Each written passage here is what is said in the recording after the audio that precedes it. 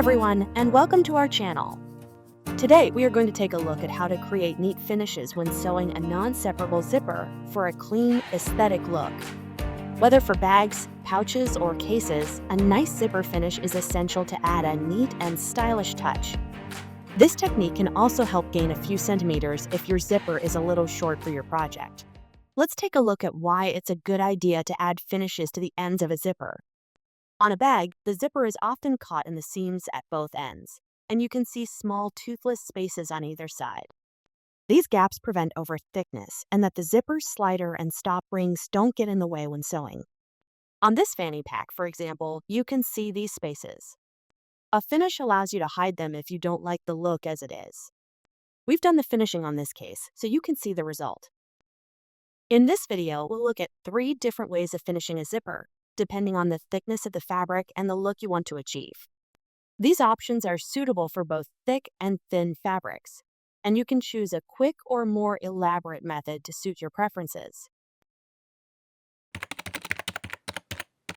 The first method is ideal for thick fabrics, as it minimizes excess fabric. To begin, cut a rectangle the width of the zipper and the length you wish to cover, plus 1 centimeter. For example, here our rectangle measures 2.8 centimeters by 3.5 centimeters. Iron in a 1 centimeter tuck on one of the lengths. Then place the wrong side of this rectangle on the right side of the zipper. You can choose whether or not to cover the zipper's locking ring. Pin in place. To make sure nothing moves, you can base this rectangle to the sides of the zipper by hand or with your sewing machine. Here, I've chosen to do it by hand. I take a contrasting thread, so it's easier to spot and remove them if necessary, and I make large slip stitches with my needle. Do the same on the other side to finish the second end of the zipper. Finally, we assemble the zipper with our project according to the pattern's instructions. If the basting threads are visible, as here, I remove them. The result is a finish that hides the gaps and adds a touch of quality.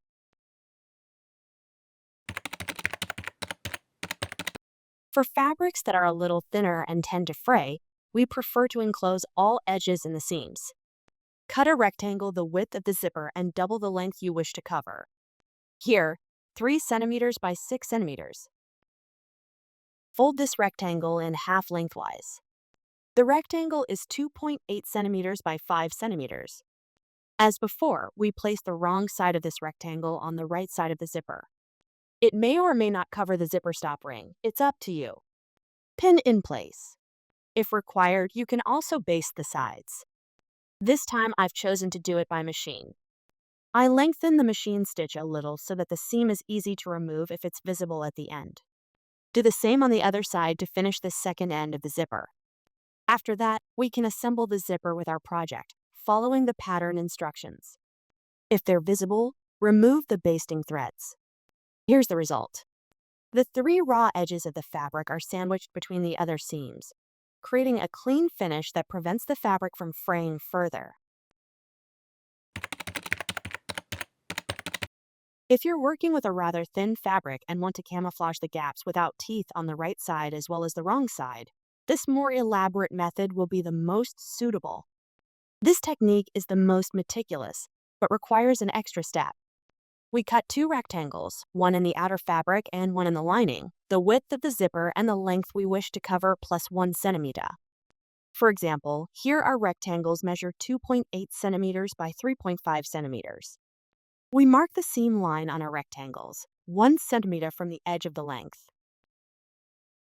Place the rectangle right sides together on the zipper and align the sewing line with the bottom of the zipper stop ring. The seam allowances of the rectangle are positioned towards the zipper braids, so the rectangle covers the zipper teeth. Pin in place. Next, proceed in the same way with the second rectangle and lining, which is right side up with wrong sides together. Pin again to sandwich the zipper. Stitch along the seam line. This is the result. Do the same to cover the other end of the zipper. Turn the rectangles inside out on the right side, then iron. If necessary, pin or base the rectangles to the zipper by hand or sewing machine. Finally, you can assemble the zipper to your sewing project, following the pattern instructions. We have clean finishes on the right side and wrong side of the zipper to camouflage the toothless gaps at both ends of the zipper. This is what it looks like without finishes on the wrong side and with. Both are clean, but it's even neater with the two rectangles on the wrong side. In this chapter, we'll give you a tip for a really clean result. This tip concerns the end that is not held in place by the zipper stop ring. On this side, when assembling the finish piece, you may be tempted to open your zipper, align and tighten the rings, then proceed with assembly.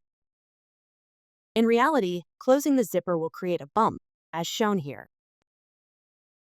We recommend keeping the zipper closed when pinning, then opening the zipper.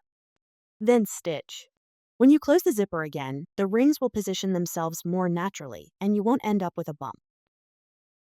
I'll show you the two results here. And that's it.